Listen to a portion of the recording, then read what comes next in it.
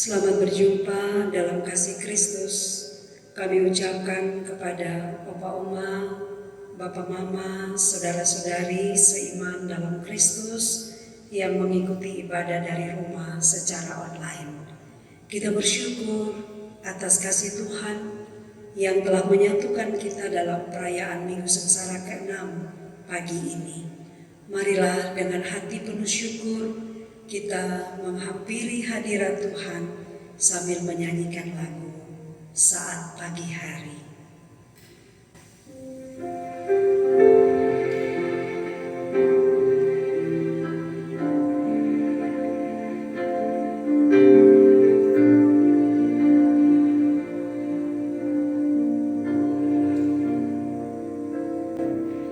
Saat pagi hariku datang lagi, menghadap Tuhan dan rendahkan diri, mengucap syukur buat hari yang Kau beri, memuji Tuhan dengan segenap hati. Ku sembahkan Allah Maha Kudus, ku tinggikan Allah Maha Tinggi, ku serahkan tubuh jiwa rohku dalam pimpinanmu Tuhan.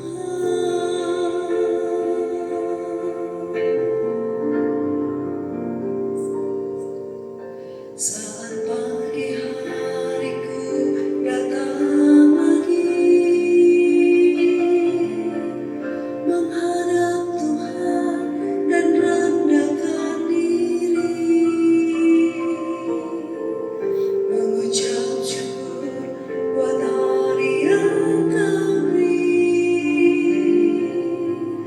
memuji Tuhan dengan senang hati. Ku sembahkan Allah Maha Kudus, ku tinggikan Allah Maha Tinggi, ku serahkan tubuh jiwa rohku dalam pimpinanmu Tuhan.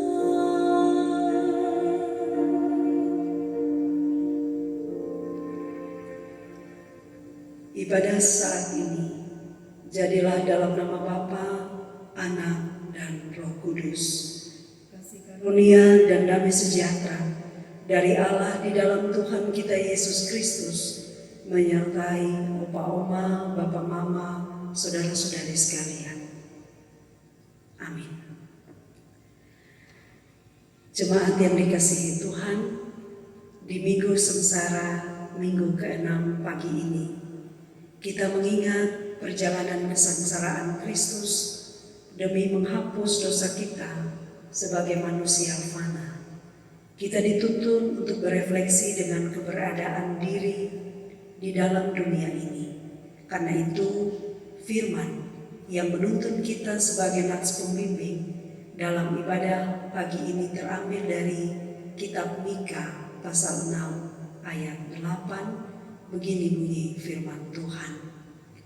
Hai manusia, telah diberitahukan kepadamu apa yang baik, dan apakah yang dituntut Tuhan daripadamu, selain berlaku adil, mencintai kesetiaan, dan hidup dengan rendah hati di hadapan Allahmu.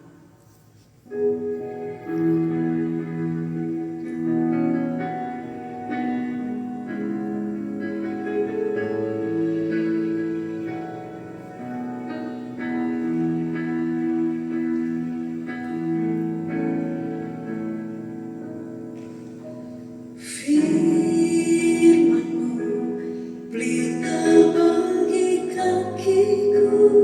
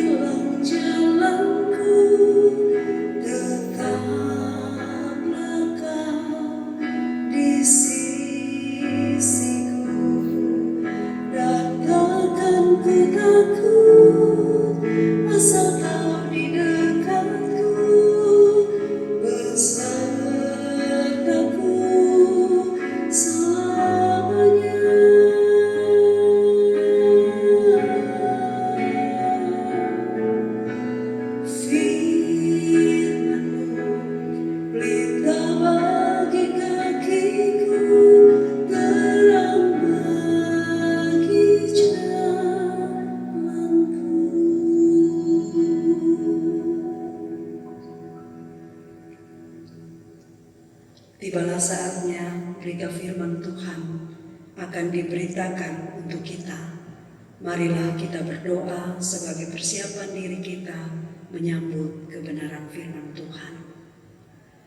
Allah Bapa di sorga, sungguh kami bersyukur mendapat kesempatan untuk bersekutu bersama-sama dengan opa oma, bapak mama, saudara-saudari yang bersekutu dari rumah mereka masing-masing. Kami mau mendengarkan firman-Mu, kami mau merenungkan dari dalamnya. Namun kami mengakui Bapa, keterbatasan kami mendengar, apalagi mengerti firman-Mu sangat terbatas adanya. Kirimlah Roh-Mu yang kudus, berilah pengertian melalui hikmat-Mu Bapa, supaya firman Tuhan yang diberitakan kami mengerti dan kami bisa menjadi pelaku firman yang baik. Berfirmanlah ya Tuhan, kami siap mendengar. Amin. Firman Tuhan bagi kita dalam perayaan Minggu Sengsara ke-6 pagi ini terpilih dari Injil Matius pasal 11 ayat 15 hingga ayat 19. Begini bunyi firman Tuhan. Yesus menyucikan bait Allah. Lalu tibalah Yesus dan murid-muridnya di Yerusalem. Sesudah Yesus masuk ke bait Allah, mulailah ia mengusir orang-orang yang jual beli di halaman bait Allah. Meja-meja penukar uang dan bangku-bangku pedagang merpati dibalikannya. Dan ia tidak memperbolehkan orang membawa barang-barang melintasi halaman bait Allah. Lalu ia mengajar mereka, katanya, bukankah ada tertulis, rumahku akan disebut rumah doa bagi segala bangsa, tetapi kamu ini telah menjadikannya sarang penyamun.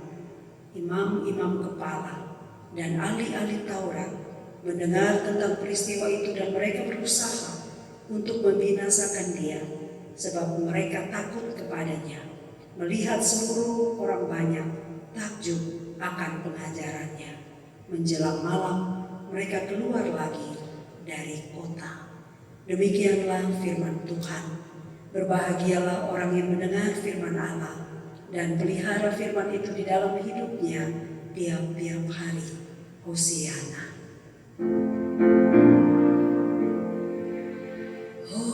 Hosiana, Hosiana, Hosiana.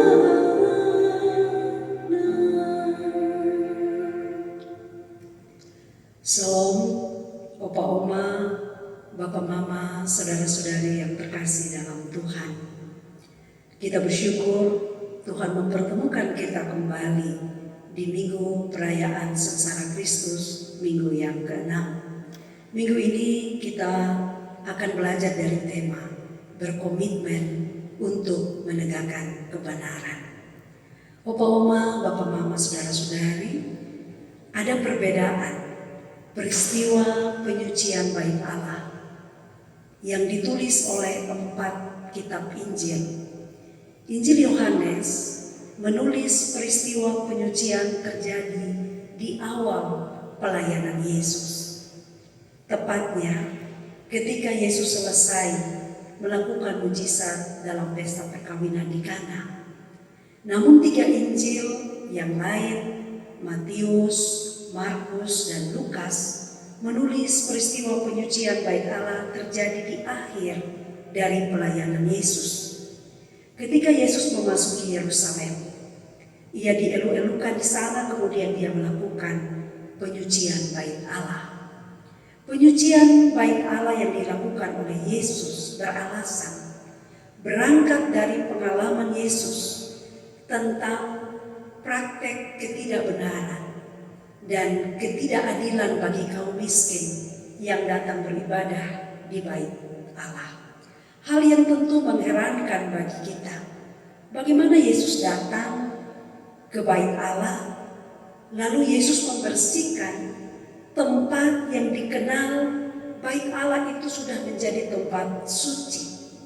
tempat sakral, tempat Allah berdiam, tempat orang-orang mau berjumpa dengan Allah, tempat orang-orang mau menyembah Allah. Tetapi kenapa harus ada penyucian lagi yang dilakukan oleh Tuhan Yesus? Ternyata kita belajar bahwa selama gereja ada di dalam dunia dan di dalamnya ada manusia yang berdosa, maka sangat mungkin praktek ketidakbenaran, ketidakjujuran, dan ketidakadilan dalam pemerintahan gereja.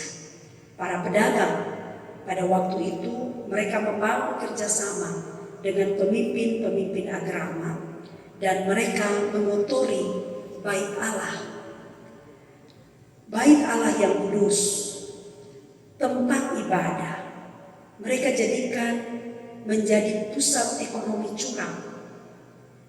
Telah menjadi hal yang wajib untuk orang Yahudi. Pada waktu itu mereka datang, mereka membawa persembahan untuk Tuhan di bait Allah.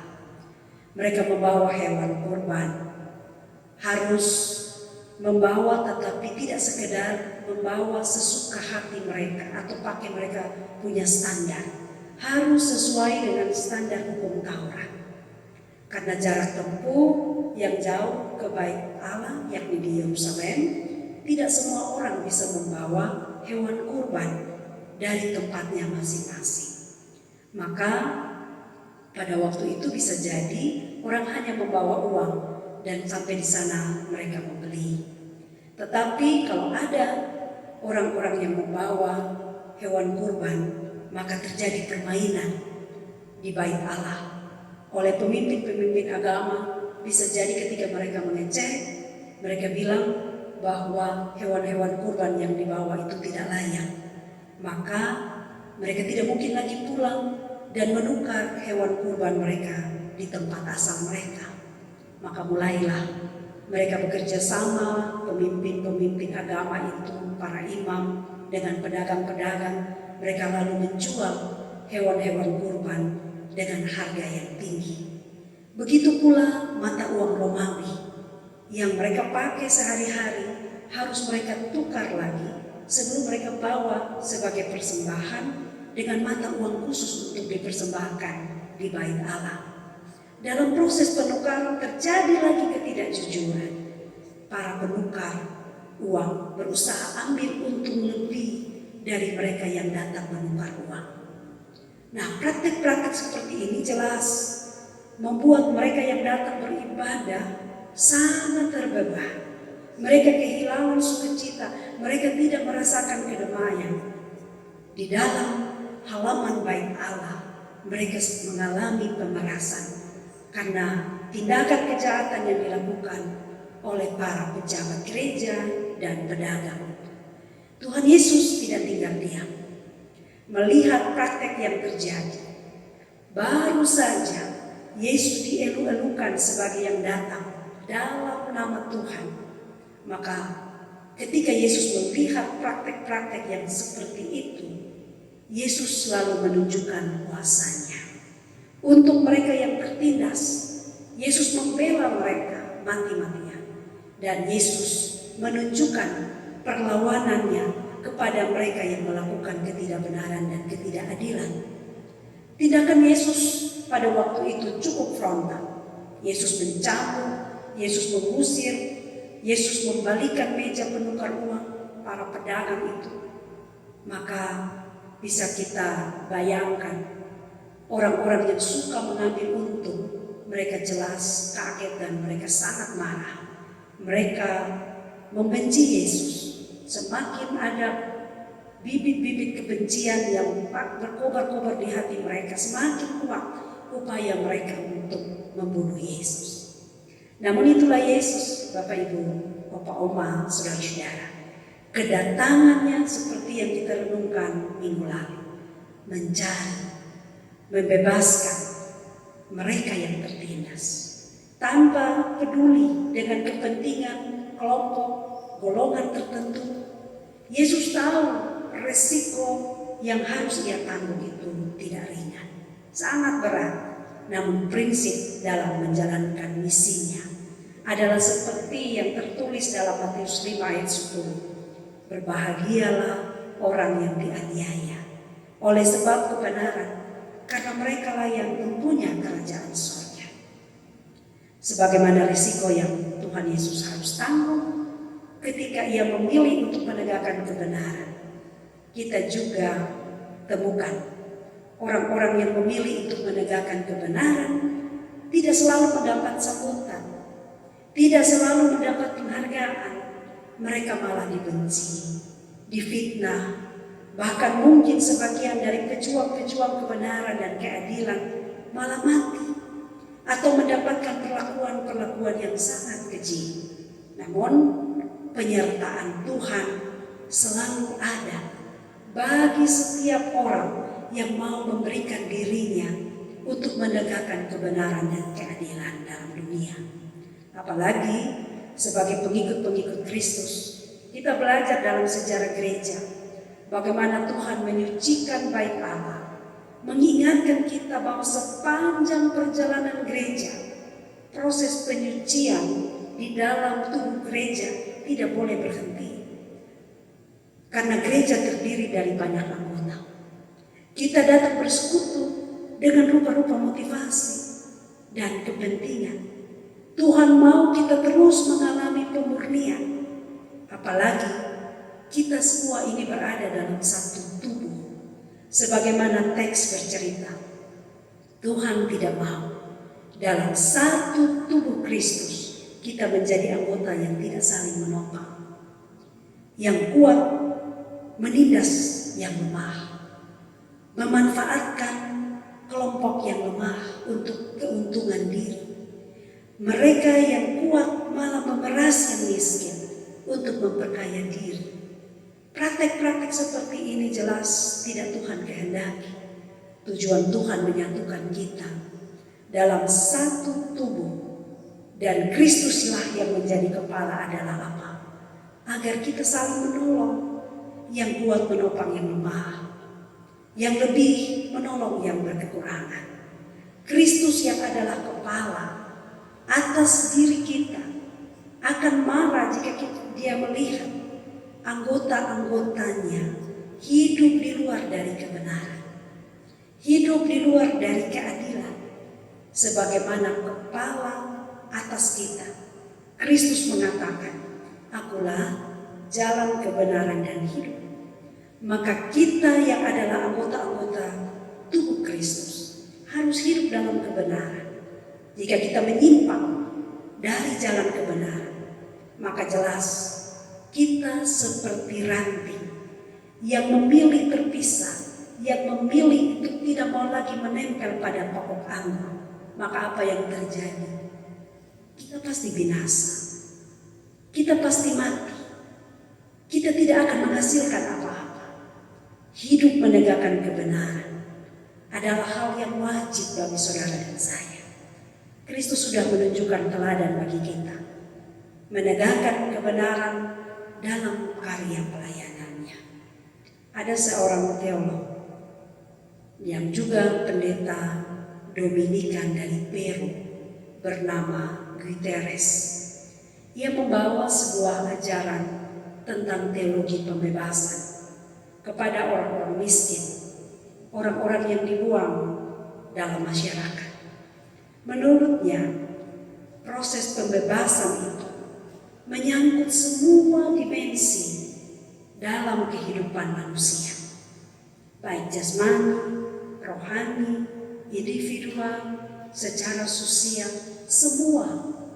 Kalau mau hidup di dalam pembebasan, tidak boleh hanya ada satu dimensi, tetapi semua harus dibebaskan dari segala penindasan yang membuat orang tidak berdaya. Pembebasan yang Tuhan kehendaki harus membawa kita untuk transformasi struktural. Kita harus mengalami perubahan, menuntut manusia untuk menuju pada kepenuhan dalam Kristus. Kita berjalan untuk mencari tahu apa yang Tuhan kehendaki, bukan berjalan untuk kepentingan-kepentingan diri atau kelompok orang-orang tertentu. Nah, di masa Prapaskah ini, Minggu Sengsara Tuhan Yesus yang ke-6, kita belajar bersama menjadi pengikut Kristus yang mencintai kebenaran, mencintai keadilan. Dalam kondisi atau tekanan seperti apapun, mari kita belajar untuk menegakkan kebenaran dan keadilan. Lebih baik menderita karena kebenaran daripada menderita karena melakukan ketidakbenaran. Maka memandang pada salib Kristus membuat kita semua patut bangga. Kristus menderita, mati demi kebenaran ditegakkan. Kristus disalib bersama para penjahat, namun ia bukan penjahat, ia juru selamat dunia. Ingatkah kita dua penjahat yang tersalib bersama Yesus? Kaki mereka dipatahkan sebagai tanda atas dunia, tanda pada dunia bahwa mereka ditaklukkan oleh pemerintahan Romawi. Namun tidak, untuk Yesus, kaki Yesus tidak dipatahkan. Karena apa? Karena Yesus menegakkan kebenaran. Sebagai juru selamat, lambung Yesus ditikam. Cara Yesus mati berbeda dengan matinya orang-orang yang melakukan ketidakbenaran. Lambung Yesus ditikam, keluar darah dan air, menjadi lambang. Hanya Tuhan Yesus yang menjadi pembela kebenaran sampai ia kehilangan nyawa. Hanya Tuhan Yesus yang menyediakan kehidupan bagi manusia dengan jalan kematian. Tidak ada yang sepertinya. Sungguh kita bersyukur memiliki Tuhan yang luar biasa. Maka mari kita pagi ini juga berkomitmen untuk menegakkan kebenaran dan keadilan. Mulai dari hal-hal kecil. Opa, oma, papa, mama, dan saudara-saudari, kita mulai dari contoh-contoh yang sederhana. Bersikap berani ketika kita melihat ada yang tidak benar. Berani untuk berkata itu tidak benar. Berani berkata jujur dan konsisten. Terus menerus di dalam segala kondisi kita menyatakan kebenaran. Yang kedua, jangan mau setuju atau jangan mau pro pada tindakan ketidakbenaran. Jangan pernah mau berkompromi untuk membenarkan yang salah atau setuju pada hal-hal yang tidak benar, yang tidak adil. Apalagi hanya untuk menyetujui yang tidak benar itu kita menerima bayaran seperti Yudas. Hanya demi uang dia akhirnya melakukan hal yang tidak benar. Ketika kita mau hidup menegakkan kebenaran, maka konsep hidup dalam satu tubuh Kristus akan membawa kita semua anggota-anggota tubuh Kristus untuk tidak saling melukai. Kita tidak akan saling mengkhianati dan menyakiti. Maka kita semua bisa merasakan kasih persaudaraan, hidup sebagai keluarga yang penuh kedamaian dan sukacita. Kristus menjadi pembela dan pembebas bagi mereka yang tertindas. Kristus akan berpihak kepada orang-orang yang menentang dan menindas sesama. Maka bagi kita yang mau menegakkan kebenaran dengan membebaskan sesama dari kondisi yang tertindas, Tuhan akan berikan kita semua hikmat. Tuhan akan memberikan kita pertolongan, sekalipun resiko yang akan kita hadapi berat atau tidak mudah, namun yakinlah Tuhan tidak akan membiarkan saudara dan saya, opa, oma, semua berjuang sendiri. Tuhan berpihak kepada kaum tertindas, begitu pula kepada kita.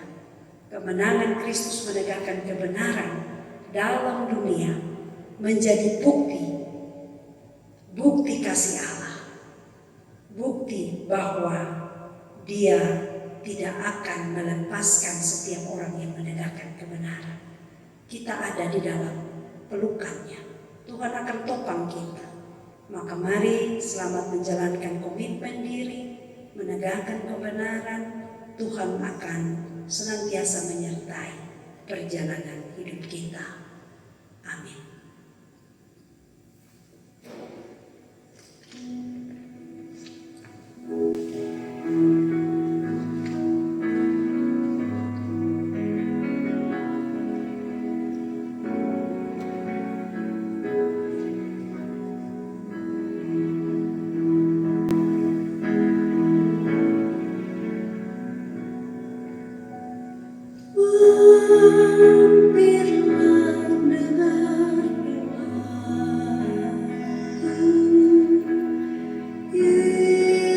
Yesus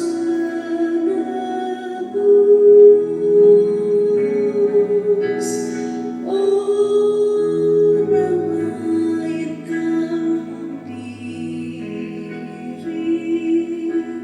Jangan jalan terus, Yesus Tuhan, dengar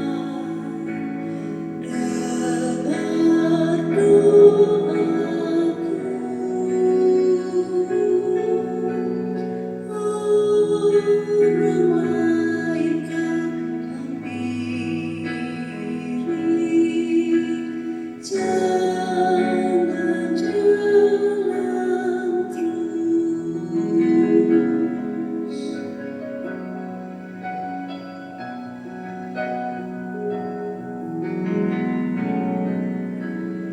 Ini saja andalanku, jasa kurbanmu.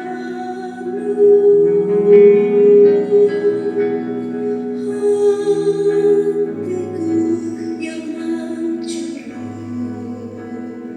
Yesus Tuhan, dengar doaku. Orang lain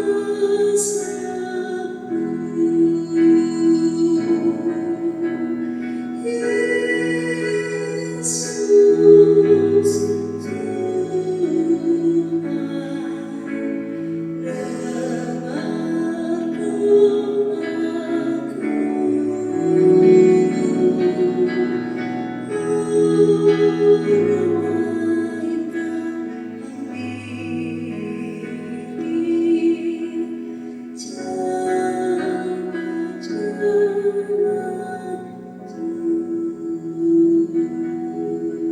terus. Mari kita berdoa. Ya Allah Bapa yang bertata dalam kerajaan surga yang mulia, dalam perayaan Minggu Sengsara ke-6 pagi ini, kami bersekutu menyembah-Mu Bapa. Kami bersyukur Engkau menegakkan kebenaran di dalam dunia ini.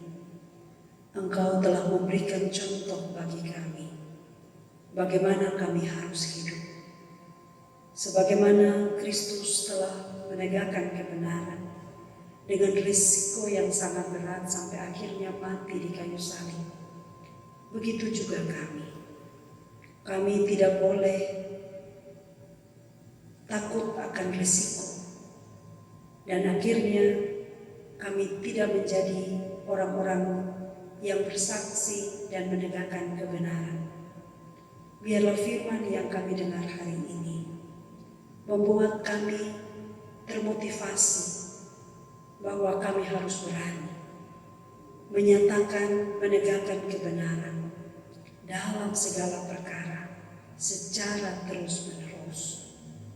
Biarlah kami belajar bahwa lebih baik mengalami penderitaan karena menegakkan kebenaran daripada menderita karena ketidakbenaran. Terima kasih Bapa.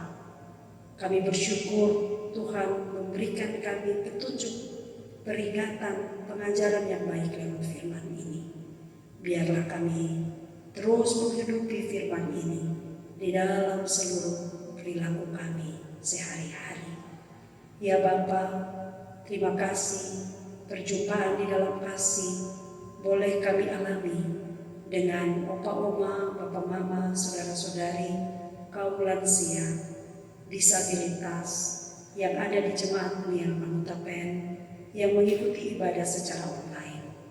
Ya Tuhan, berkatilah hamba-hamba-Mu di dalam seluruh kondisi yang mereka alami.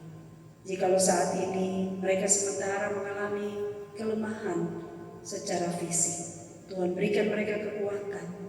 Kalau mereka sementara bersedih, berduka, Tuhan hibur dan kuatkan.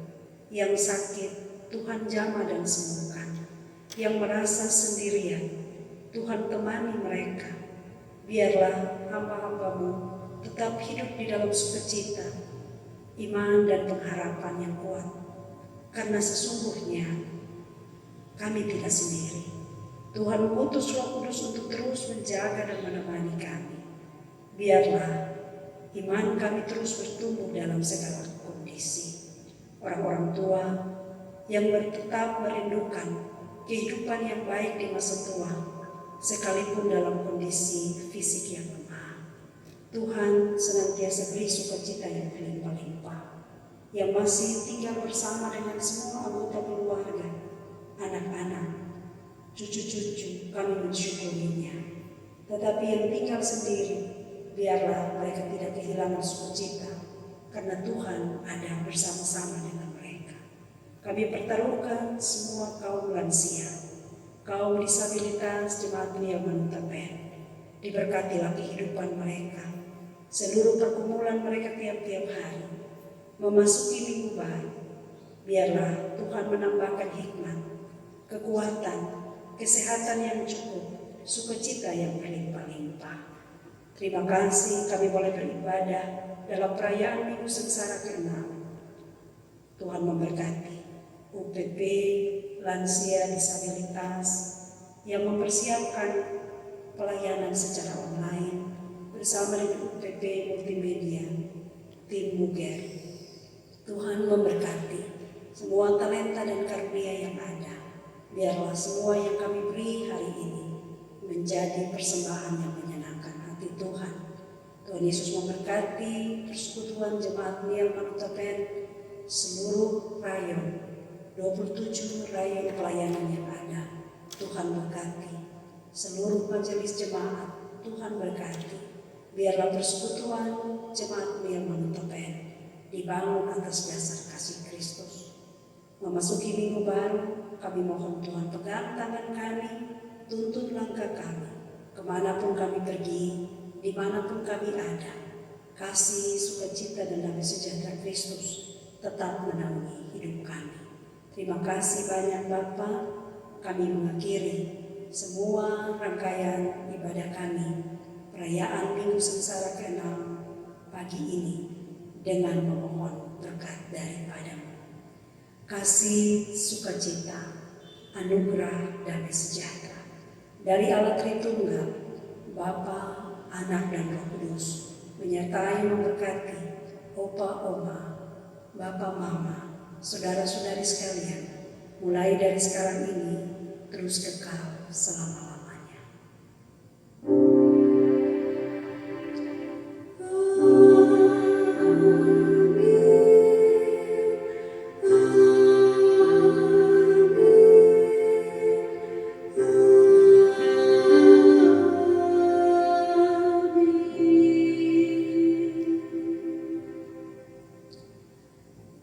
Shalom, Opa Oma, Bapak Mama, semua saudara-saudari yang terkasih dalam Tuhan.